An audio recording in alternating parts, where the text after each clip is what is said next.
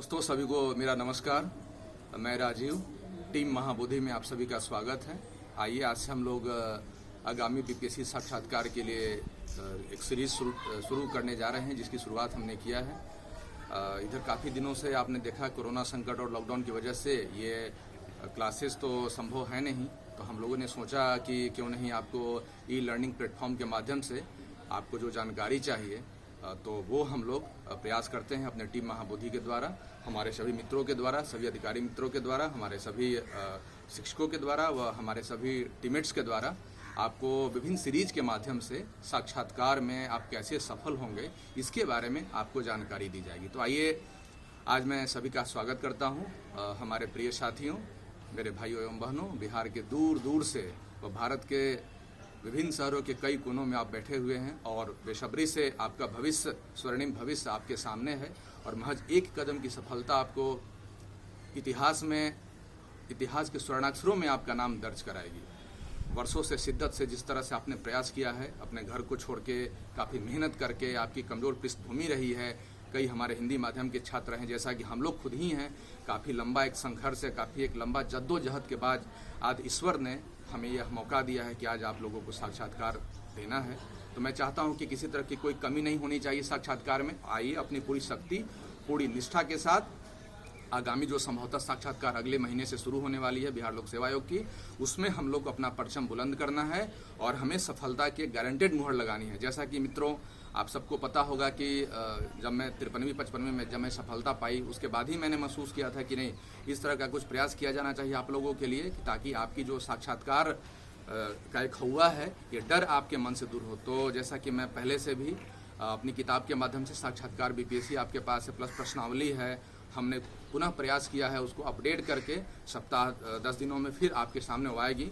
आपने उसको काफ़ी सराहा है और बेसिकली वो तो मेरे खुद के मित्रों का एक अनुभव था जिसे मैं आपके सामने प्रस्तुत किया हूं। और ये आप प्रयास करेंगे कि साक्षात्कार वाली जो किताब है आप अपने पुराने मित्रों से या सीनियर से या बुक स्टॉल से लेने का प्रयास करेंगे। किताब नहीं मिलेगी तो हम लोग कोशिश कर रहे हैं कि उस बुक को जल्द से जल्द हम दुकान में उपलब्ध कराएं।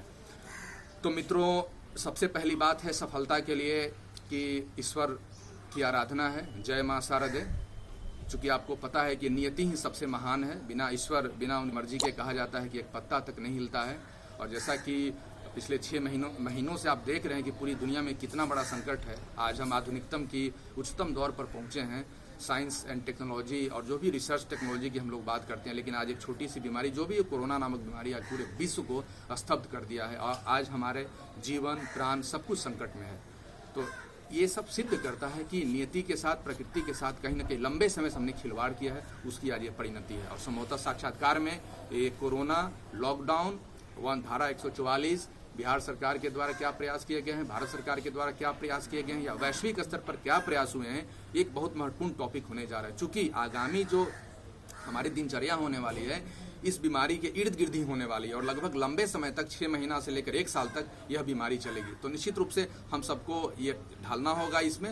और ई लर्निंग प्लेटफॉर्म की आवश्यकता भी इसलिए पड़ी है ताकि इस बीमारी और वैश्विक संकट से कैसे हम लोग निजात पाएं, कैसे अपने छात्रों को विभिन्न प्लेटफॉर्म, ई प्लेटफॉर्म के माध्यम से आपको जानकारी। तो सबसे पहले भाई, साक्षात्कार का जो हवा आपके मन में है कि साक्षात्कार देना है, फला फला ये वो, सब मन से निकाल दीजिए।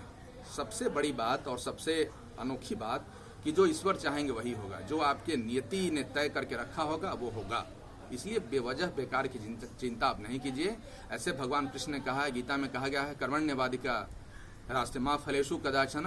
तो आप भाई, आपका काम केवल कर्म करना है, आप कर्म कीजिए, आप नियति पर भरोसा रखिए, ईश्वर पर भरोसा रखिए। फल देना ऊपर वाले का काम है, वो देंगे। आप शिद्दत से, पूरी शक्ति से, ईश्वर के आशीर्वाद से मेहनत करना शुरू कीजिए। तैयारी तो आप लंबे समय से कर ही रहे हैं और अच्छी तैयारी कीजिए और सफलता के बारे में बिल्कुल चिंता नहीं कीजिए। तो यह वहीं जो राम रची राखा भाई, तो इसलिए समझिए इस चीज़ को और आज से आप इसकी तैयारी की शुरुआत कीजिए। मैं कहूँगा कि आप किताब जो है, साक्षात्कार वाली किताब आप ले लें, चूँकि ये पूरी तरह एक मार्गदर्शिका है, गाइड आपके लिए है। ये संपूर्ण साक्षात्कार के विभिन्न पहलुओं को अपने आप में सिमेटती है और इससे आपको तैयारी करने में काफ़ी सुविधा होगी। लेकिन चलिए आइए, चूँकि सीरीज आज प्रथम सीरीज है, इसलिए मैं आपको कुछ चीज़ों के बारे में जानकारी देना चाहूँगा। सबसे पहले अपने आप मन से डर को निकाल दीजिए। डरना आपको बिल्कुल नहीं है।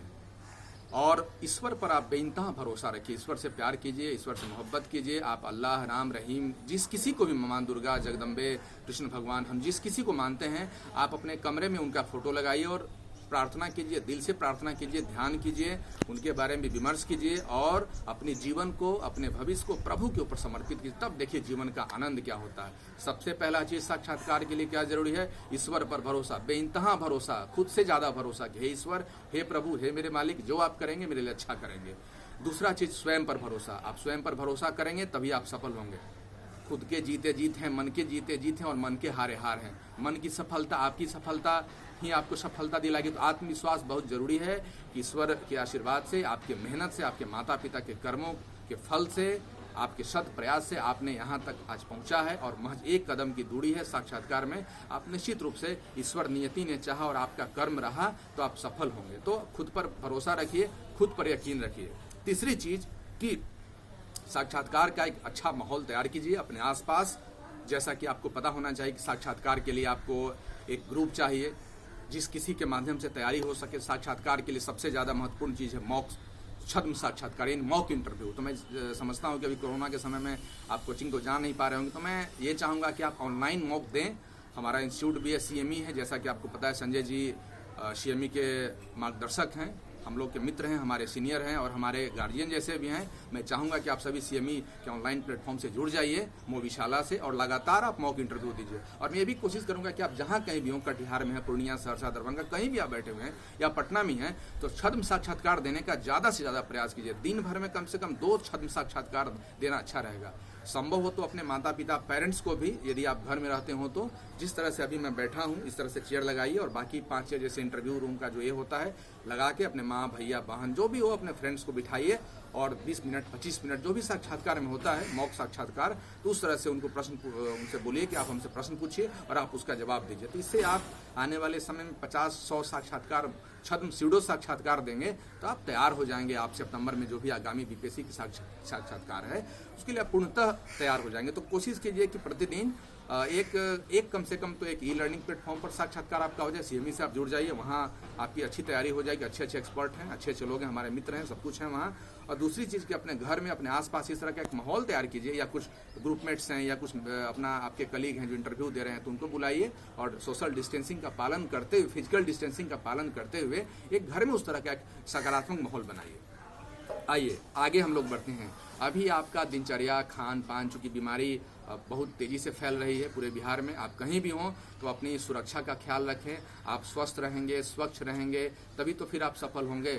आप ईश्वर न करे यदि आप बीमार पड़ गए तो कैसे आप सफल होंगे? कई हमारे मित्र हैं जिनको बीमारी के समय किसी को डेंगू हो गया, किसी को जॉन्डिस हो गया, तो फिर वो अच्छे से ये नहीं कर पाए। हालांकि नियति ने चाहा था, उनका कर्म रहा, तो वो सफल भी हुए हैं। लेकिन मैं आपको कहना चाहूँगा कि आप पूरी तरह से अपनी स्वच्छता का ध्यान दें। आप सुरक्षित रहेंगे, स्वस्थ रहेंगे, तभी फिर आप आगे चल के जीवन में भी कामयाब होंगे और इस साक्षात्कार में भी कामयाब होंगे। तो अपनी सुरक्षा का विशेष ख्याल करते हुए मैं कहूँगा कि आप ज़्यादा से ज़्यादा नेचुरल चीज़ों को, जो हमारी परंपरा रही हैं, खान पान में शामिल करें, दिनचर्या में शामिल करें। जैसे सुबह में उठना हो, चिंतन मनन करना हो, ध्यान करना हो, अपने आप को प्राकृतिक परिवेश के साथ बना, गंगा के आसपास यदि हैं तो आप कोशिश कीजिए कि सुबह शाम में टहलने का, सुबह में ही कम से कम टहलने का प्रयास। कहीं भी हो तो सूर्योदय में सुबह में उठना अच्छा लगता है। थोड़ा एक्सरसाइज, थोड़ा ध्यान, थोड़ा योगा, थोड़ा प्राणायाम, थोड़ा विपश्यना, इस तरह की चीज़ों को थोड़ा सा ध्यान में जाइए, थोड़ा चिंतन मनन कीजिए तो अच्छी होंगी। आपका मन मस्तिष्क सुंदर होगा, स्वस्थ होगा, तो इससे आप ज़्यादा सफल होंगे।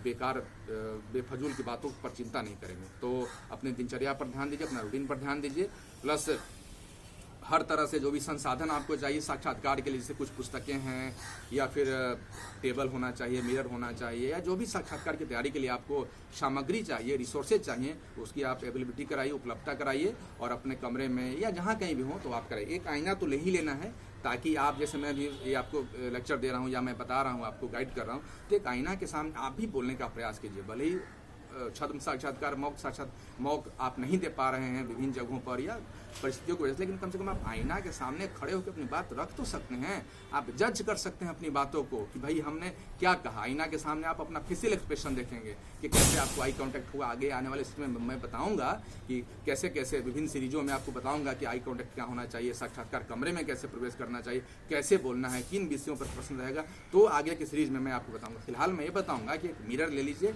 एक आईना ले लीजिए और आईना के माध्यम से बार बार आप प्रयास कीजिए और अपने को आप इवेल्युएट कीजिए, मूल्यांकन कीजिए कि आप कहाँ हैं, कहाँ तक पहुँच पा रहे हैं, आपका फेशियल एक्सप्रेशन क्या है। जैसा कि मैं किताब में भी लिखा हूँ कि सबसे बड़ी बात हृदय की शुद्धता, पवित्रता और चेहरे की मुस्कुराहट आपकी सफलता है। इंटरव्यू क्या कुछ नहीं है भाई, आपका हृदय शुद्ध है, पवित्र हृदय है, आप सच्चे लोग हैं, तो बस हृदय की बातों को, दिल की बातों को दिमाग के साथ, इसके साथ दिल को मस्तिष्क से जोड़ के बस प्रेजेंट कर देना, यही तो साक्षात्कार है। स्माइलिंग फेस इज की, तो चेहरे की मुस्कुराहट, यही आपकी सफलता है। हमारी आँख क्या है, ये आंखें जो है हमारी, यही हमारे मन की भाषा है। हमारा दिल जो है ये हमारा हृदय है, और अपने दिल को अपने दिमाग के साथ में प्रस्तुत करना, यही तो साक्षात्कार है भाई। इसलिए बिल्कुल चिंता नहीं करनी है, ऊपर वाले पर भरोसा रखिए, अच्छा होगा, है ना। हमेशा आशावादी बनना चाहिए। देखिए हमेशा अपने आदर्श को, जैसा कि हमारे आदर्श स्वामी विवेकानंद जी हैं, भगवान कृष्ण, प्रभु श्री राम, मेरे आदर्श तो हर वो प्रकृति की वस्तुएं हैं, ये पौधे हैं, ये फूल हैं। मैं तो चिंतन करता हूँ कि कैसे छोटा से, जैसे इसको मैंने लगाया, जितना बड़ा हुआ कल हो और भी बड़ा होगा। केला का पेड़ आप लगा के देखिए, केला का पौधा, छोटा सा पौधा और फूल खिलने लगता है। तो ये सब प्रकृति, सूर्योदय, सूरज का उगना, आसमान की ये तारे, कल कल छल छल करती नदियाँ, ये सब तो आश्चर्य ही तो हैं, ये तो प्रकृति का वरदान है। तो अपने आदर्श को ये कीजिए। आदर्श आपके मम्मी पापा भी हैं, दादा दादी भी हैं, जिसके कारण आप यहाँ खड़े हैं। तो आप अपने आदर्श के साथ में पढ़ना शुरू कीजिए। थोड़ा भगवत गीता हो, APJ कलाम साहब की पुस्तकें हों, गांधी जी की कुछ पुस्तकें हों, तो इस तरह की भी आप तैयारी करके अपने आप को एनर्जेटिक, इंथुसियास्टिक करेंगे और इससे आपका मनोबल मजबूत होगा और फिर आप इंटरव्यू में निश्चित रूप से सफल होंगे। तो मैं आने वाले विभिन्न सीरीजों के माध्यम से आपको बताऊंगा, और ऐसे स्पेशल आपको कहीं कोई परेशानी होगी, कोई समस्या होगी, तो फिर आप हमारे टीम में, महाबोधि में या CME में आप हमसे बात करेंगे या पूछेंगे कि सर इसका कैसे। तो धीरे धीरे मैं आगे आने वाले महीना 2 महीने में विभिन्न सीरीजों पर चर्चा करूंगा। और प्रश्नावली वाली किताब तो आपके पास होगी ही, यदि किताब नहीं है, चूंकि किताब की मांग बहुत ज़्यादा थी, तो किताब मार्केट से अभी आउट है और छप रही है किताब, तो आप प्रश्नावली वाली किताब ले लेंगे, क्योंकि उसमें GS के विभिन्न सारे प्रश्न हैं, इतिहास से संबंधित प्रश्न, या विभिन्न सारे उसमें प्रश्न दिए गए हैं, जिसके जैसे उसका विभिन्न समस्याओं का समाधान, बेल्ट कैसा रहे, बैंगल्स कैसा रहे, ड्रेसिंग सेंस कैसा रहे, जेस्चर पोस्चर कैसा रहे, मतलब विभिन्न चीज़ों के बारे में आप उस किताब को ले लेंगे। तो चूंकि मैं जानता हूं कि ज़्यादा ये लंबा ये चलेगा तो फिर वीडियो फिर आपके लिए मुश्किल होगा, तो मैं इसको शॉर्ट ही करूंगा, ज़्यादा मैं नहीं कहूँगा। तो आइए मैं पुनः सब चीज़ों को समराइज करता हूं। कॉन्क्रीट शब्दों में मैं आपको कहूँगा कि सफलता, साक्षात्कार में सफलता के लिए, आगामी साक्षात्कार की सफलता के लिए सबसे पहले आपको नियति पर, ईश्वर पर भरोसा रखना है। खुद को कर बुलंद भी इतना कि खुदा भी आगे पूछे, वही बात है। ईश्वर पर भरोसा, स्वयं पर भरोसा कि हम योग्य हैं। हम आज अपनी मेहनत से, अपने वर्षों के शिद्दत मेहनत के प्रयास से, माता पिता के आशीर्वाद से यहाँ तक पहुँचे हैं। तो नियति ने चाहा तो निश्चित रूप से आप सफल होंगे और बिहार के स्वर्णिम भविष्य में, बिहार की भलाई के लिए, बिहार के विकास के लिए, नया बिहार के लिए आपका अमूल्य योगदान होगा। जीवन में क्या है भाई, क्या पता कल क्या हो जाए, कौन जानता है। तो कुछ अच्छा किया जाए। सुख दुख तो जीवन में लगा रहता है। प्रभु श्री राम, प्रभु श्री कृष्ण को तो नियति ने छोड़ा नहीं। 14 वर्ष का वनवास प्रभु राम को, और कृष्ण भगवान को भी जेल खाने में उनके मम्मी पापा को कैद करके रखा गया, जेल में ही उनका जन्म हुआ। तो संघर्ष तो भाई सबको है, चाहे बापू हो, चाहे नेल्सन मंडेला हो, मार्टिन लूथर, किसके जीवन में संघर्ष नहीं भाई। कौन इतना आसानी से पहुंच गया है, आप उदाहरण बताइए। तो हमारे देश के माननीय प्रधानमंत्री जी हैं, बताइए क्या है उनका इतिहास, तो आपको अच्छी तरह पता है ना। ऐसे ऐसे वहाँ पहुँचे हैं। हमारे माननीय मुख्यमंत्री जी हैं, बताइए उनके फादर वैद्य थे, इंजीनियरिंग की डिग्री उन्होंने ली, नौकरी उन्होंने छोड़ी, JP आंदोलन में कूदा, उसका लंबे समय का प्रयास का प्रतिफल ला के आज हमारे बिहार के सर्वोच्च पद पर विराजमान। तो भाई जीवन है, संघर्ष है, हतोत्साहित नहीं होना है, ईश्वर पर भरोसा रखना है। निश्चित रूप से आप साक्षात्कार में सफल होंगे। तो पहला चीज़ के नियति पर भरोसा, दूसरा स्वयं पर भरोसा करना है, तीसरा चीज़ के आशावादी नजरिया रखना है, बिल्कुल पॉजिटिव सोचना है। उसके लिए नेचर के साथ जुड़ के रहना है, योग, ध्यान, व्यायाम, एक्सरसाइज, दिनचर्या, आपका अच्छा खान पान, आपका रहन सहन, इस तरह की चीज़ें होनी चाहिए। और 5वीं चीज़ है जैसा साक्षात्कार के लिए जो रिसोर्सेज है उसको आप अवेलेबल कराइए। कुछ किताब हैं, मॉक इंटर, आईना है, मिरर हुआ, मोबाइल में रिकॉर्ड करके उसको सुनिए। CME जैसे अच्छे संस्थान से आप जुड़ जाइए। आप किसी संस्थान से जुड़ सकते हैं, ऐसी कोई बात नहीं है। ई-लर्निंग प्लेटफॉर्म से जुड़िए, आप अच्छी अच्छी किताबों का अध्ययन कीजिए। तो ये सारी चीज़ें हुई। और इंटरव्यू के लिए जो भी अपने मित्र या फिर सीनियर्स या फिर पेरेंट्स के साथ में जो आपको ग्रुप तैयार करना है, उसके साथ में साक्षात्कार मॉक देने के लिए सब तैयारी कीजिए आप।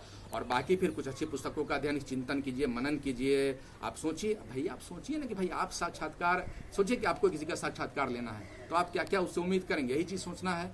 जैसे घर में कोई मेहमान आते हैं, 4-5 मेहमान आ गए, आप उनसे बात वही है। अरे भाई नया कुछ नहीं है। साक्षात्कार में बीपीएससी ने मार्गदर्शिका जारी किया एक प्रयोजन मूलक वार्तालाप है। बस इसका महज मकसद यही है कि यह योग्यतम उम्मीदवारों का चयन करता है एक सामान्य वार्तालाप के माध्यम से कि भाई आप योग्य हैं कि नहीं हैं।